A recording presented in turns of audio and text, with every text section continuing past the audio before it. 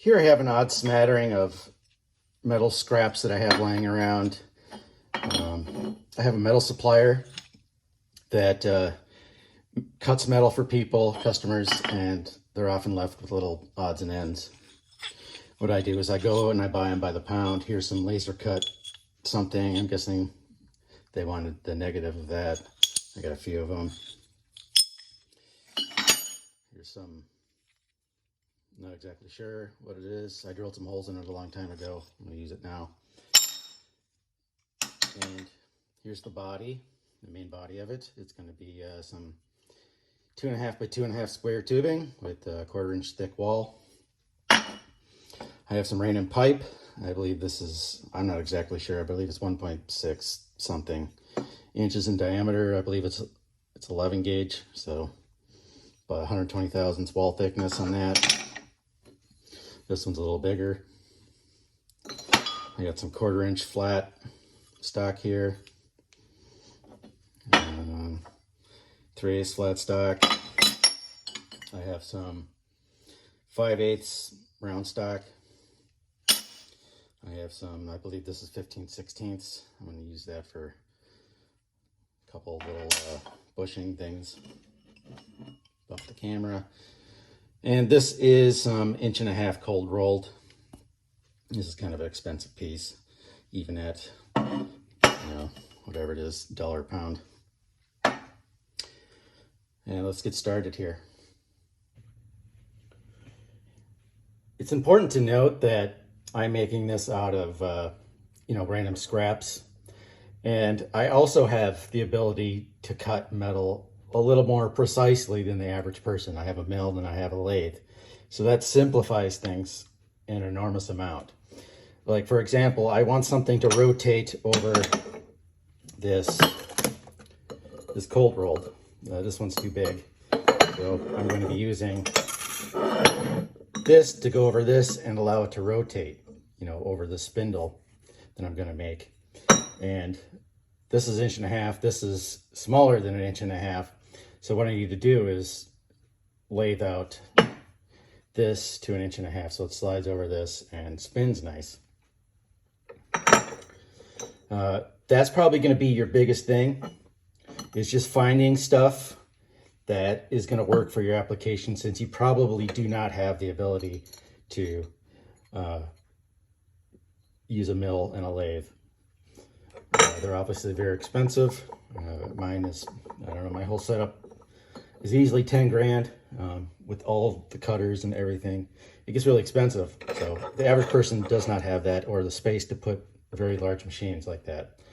So when you're designing your own, this could be made in so many different ways, really.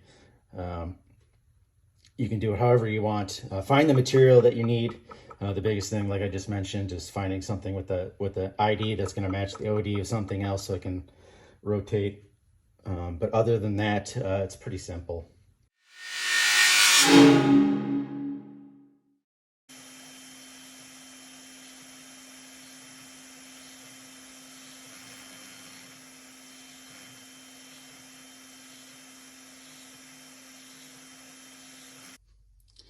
As you can see, I've already cut out the pieces for the main body. From here to here is 4 inches, 3 inches, and another 3 inch.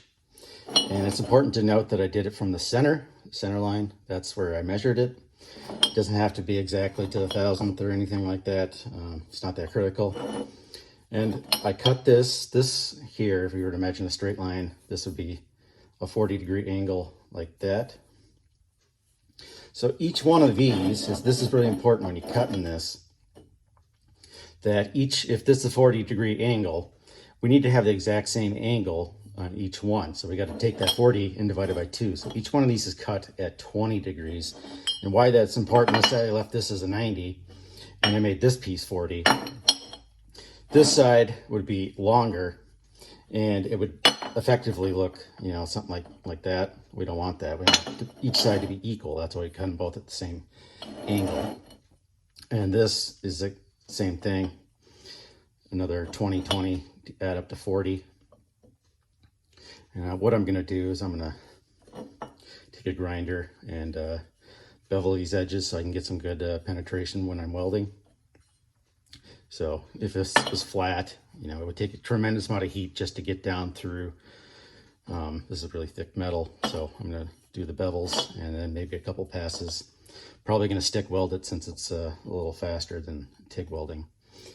And my welding thoughts on this: if it's not, you know, it doesn't need to be precise and precision welds. I'm just going to stick weld it because it's faster. And anything that needs a little bit more precision and neatness, I'm going to TIG weld. And what I need to do now is, before I get to welding these together, once they're welded together, they're going to be a total pain in the ass to get in the vise. So I need to drill a big hole through this so that this 1.5 inches can go through and I can weld it.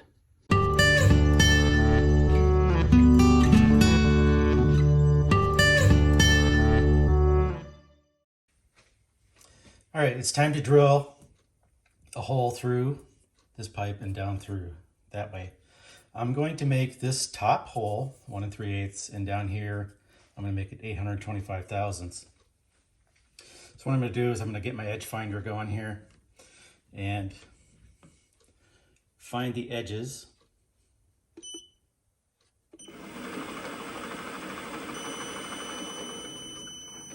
Slow that down.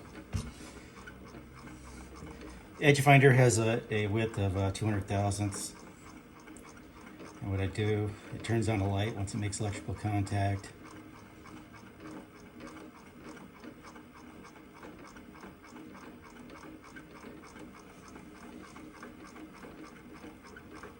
Edge finder's a little wonky. So what I do is I make it till the light stays on. You can see it turns on and off.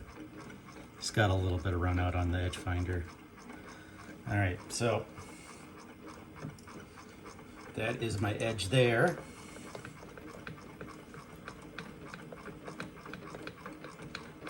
And now I'm going to move it. I want that hole to be 125 thousandths from this edge, or I mean 1.25 inches, not 120 thousandths.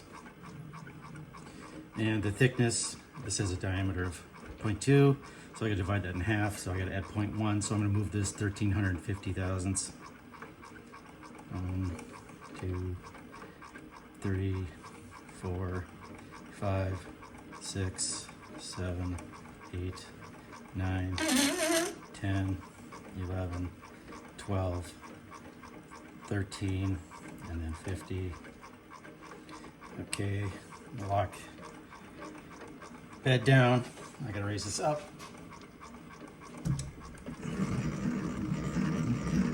All right, I'm gonna go 1.5 inches in from this edge.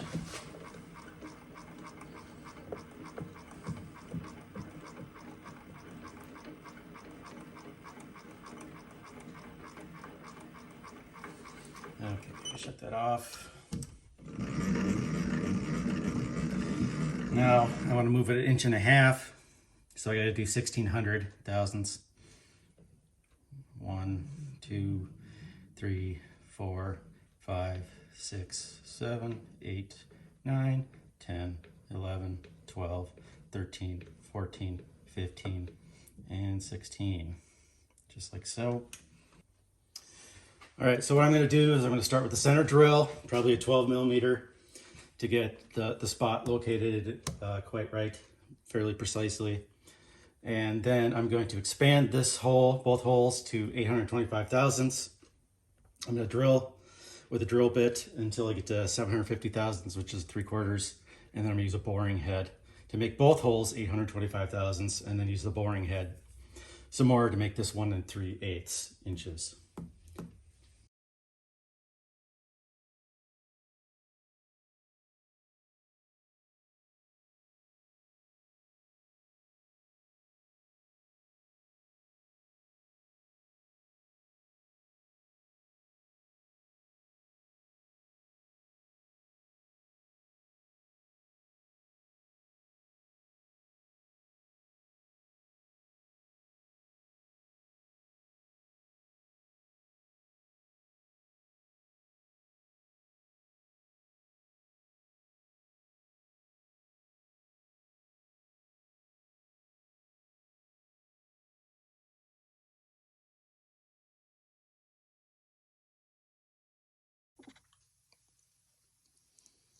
All right, so I got my holes drilled. Now it's time to weld. I'm just gonna tack these via TIG, and then I'm gonna bring it outside, arc weld the rest.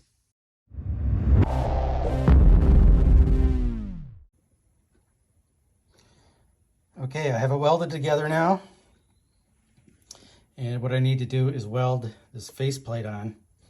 I'm gonna have this stick out about 1/4 of an inch on this side and whatever it's equal to on these two sides. And I'm just gonna stick weld this together. I now have this front plate welded to the body. And what I need to do now is make the axle that the handle will spin on.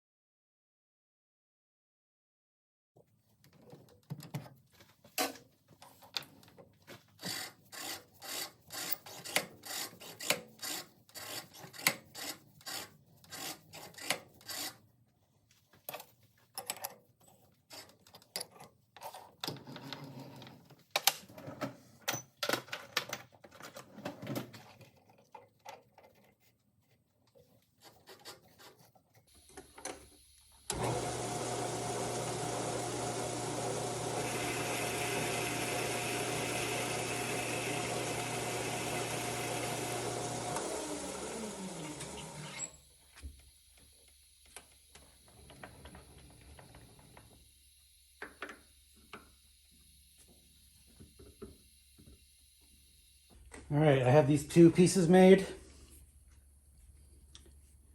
This one goes into here, and this one goes into our square tubing. And I just had the hammer. Here it is.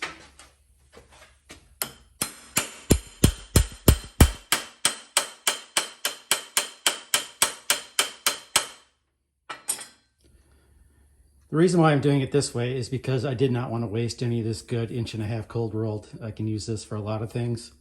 This is just a piece of scrap I had laying around, and it's got ugly holes and stuff. I don't really know where they came from, but also this much material all the way through an extra 2.5 inches is going to be really heavy, and I don't want to be lugging that around the yard. And then, or I could have made this all one piece and turned that down, and that would take a lot of time, so I don't want to do that.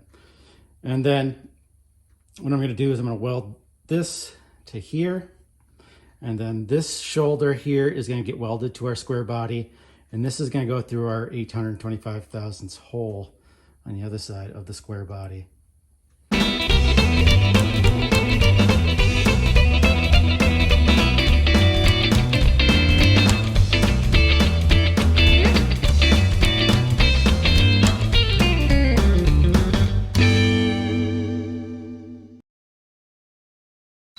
You don't know what this is for yet, but it'll be demonstrated later.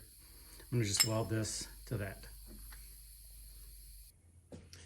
Here I have that welded up, and I'm going to drill a hole. This is going to be a 1.5, and then I'm going to crease it to about 1.72 inches.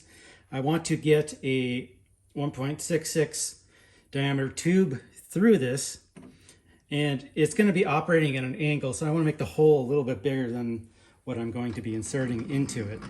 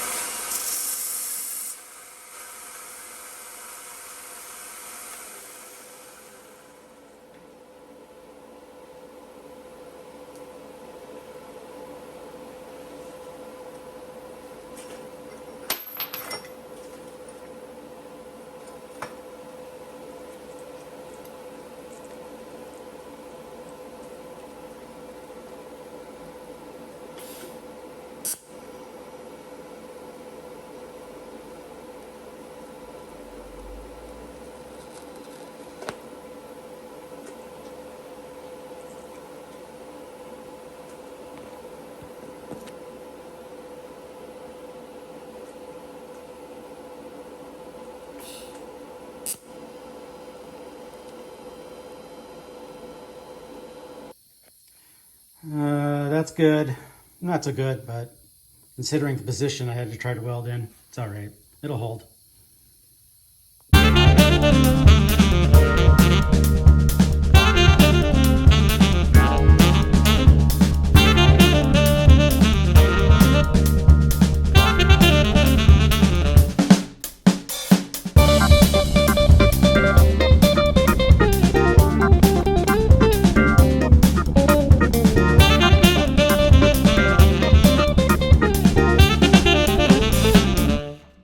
So you see I got this welded on here. This is the shaft for the handle. And what I did is I made this in two pieces. I'm gonna weld these two together, mostly because I wanted this to be a little thicker than just one for strength. Now I'm getting ready to make the handle. And what I have here, I have a facing cutter, and I kind of made a preliminary shape for it. You could also use a hole saw if you have the right diameter. I don't. So this one's pretty close to the tube I'm going to be mating it up to. So that's why I'm using that. And then once I'm done with this, I don't want to change the orientation of this. I'm going to mill out a slot so I can weld some tabs onto it. On this side, I'll move the camera over here. About 1/4 of an inch deep so I can weld on a tab. And then I got to flip it over, put something in the vise so it stays parallel to the face I just cut, and then do the same on the other side. And that way the notch and the two tabs that I'm going to put on are all aligned appropriately. So let's get started with this part.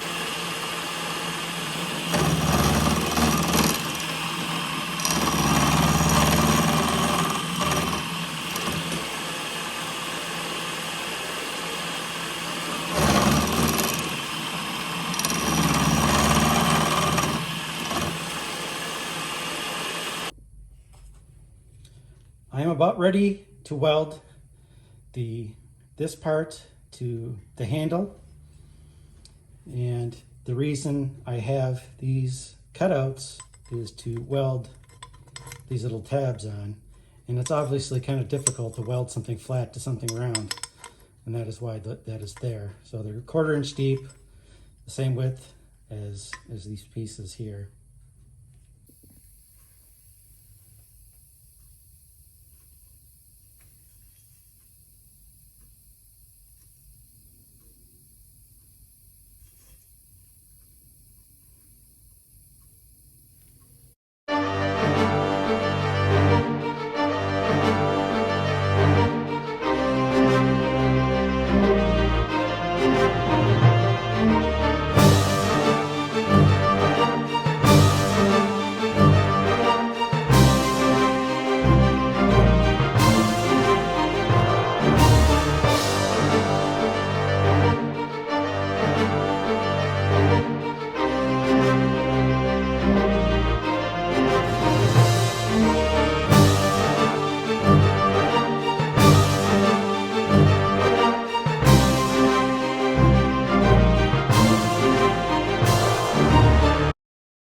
All right, I have a whole bunch of things made, and they all need to be welded now. Here are the tabs for this arm. And the reason why I have them bolted together is so that when I weld them, the holes stay aligned so I can put the bolt back through later. And then I have a similar design right here. Goes like that. And this will be the squishy plate, one that presses on the tree. Goes through this way. I'll have a little bit sticking out like this. This needs to be welded together to this tube. This needs to be welded to here, like so. This will be the guide for this. Like that. All right. And I made this quick. This is just a bolt that goes on and secures this arm on and allows it to rotate. And the trick is to make this a little bit shorter than the spindle so that when I tighten the bolt, it doesn't actually apply any force to that itself. And then I need to weld on some little traction doohickeys so that when I clamp on the tree, it has something to grip onto. And I'm not going to put them on the other plate because when I have this set up and I start yanking on it, this thing could be twisted and turned. And it probably will happen no matter what, but I would rather just have this thing grab the tree and apply that force rather than this plate itself. So I got a bunch of TIG welding to do, and I will show you what it looks like after I'm done. All right, so I have this little linkage, mostly welded up. I got to finish these. And then after that, what I need to do is stiffen this plate quite a bit. So I got these random laser cut things. I don't even know what shape they're supposed to be, and then I'm going to weld this is one of the holes I drilled out of probably that plate here. It's going to go in this inside the circle here. I'm going to arc weld these in place. I'm going to TIG that. All right, I have this thing largely welded together. And what I need to figure out now is the linkage between this piece and the handle. And to do that, what I did is I stuck a piece of like 2-inch, whatever I had left over from this, 2 inches wide, and clamped it there. And I want the handle to be at, I don't know, 10, 15 degrees.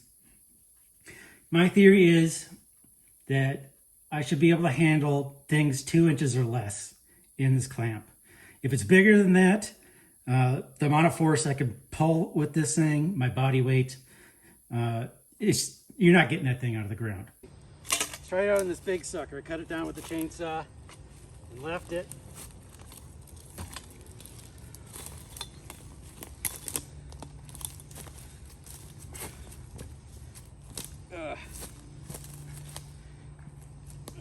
All right, that's one of the ones I was talking about. You can't actually get out because it's too big.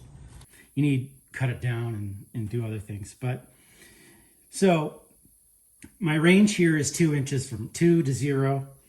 So this will be the starting point up at a 15-degree angle. And as I pull this back, hopefully, you get that 1 inch and maybe a ½ inch trees, and this will be mostly upright, something like that. So what I'm going to do is measure the distance between these two centers. I got about 2.8, 2.9. And I know what the diameter of these little bushings that I have in here.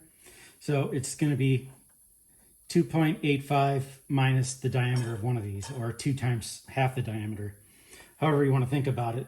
And I'm going to make a piece to weld these two little bushings together.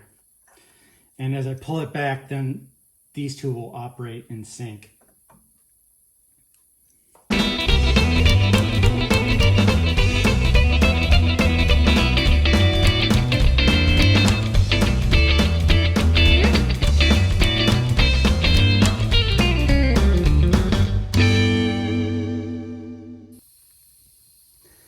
All right, as you can see, it's mostly all welded up. A lot has happened since you've been away. It's been like a day for me.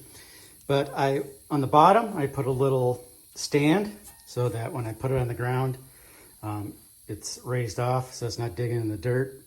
And it helps with opening this up, open and closed. And then down here, I made a little tab for the arm when it comes in shuts. We don't want to get past a certain point, otherwise it gets down into here and then it sort of binds up. So that's what that is for. And then I put like a base to put on there. This is what's gonna be like a snowshoe on the dirt so it doesn't dig in too deep. It's just a little stiffening bracket. And I'm not sure what else is new since, but you can see my ugly arc welding. I haven't done arc welding in a while. And it's just 6013 rod. It's not that good looking anyways. And then I extended the handle. That's not here because it's not attached right now. But what I'm going to do is, now that I tried it out and I could see its range, you don't really know what's going to happen until you really test it. So I'm going to put this little tab on the back side, and this is going to keep it from dangling down too far, and it's going to run a little bit smoother with this plate in there. Forgot to show you guys the handle. It doesn't look pretty, but it's going to hold. This was just a piece of crap fence post that was in the backyard that the previous owners had left. I got a few of those left. That's where this came from. And welded on a handle. See the zinc got burned on the inside. This was galvanized, and you got to clean that off. That's why I did it on the outside. I didn't care so much about the inside, but yeah, just a simple, this was just some 1/2 inch pipe, 1/2 inches in plumbing, 1/2 inch ID. It was about 830 thousandths, I think, OD, before I cleaned it up. But yeah, it's coming along.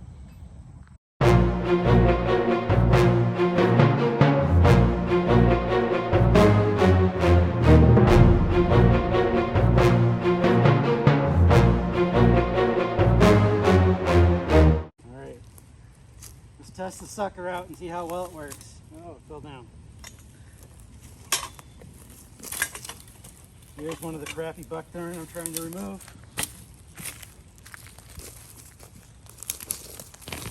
Just like so. Let's get them all.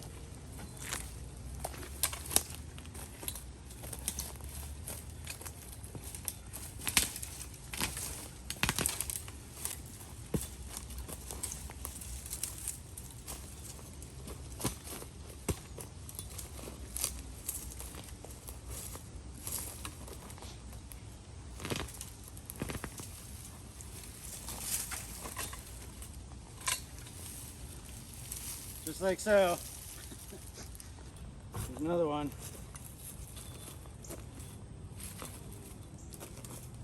Little baby tree. That one's a lot easier.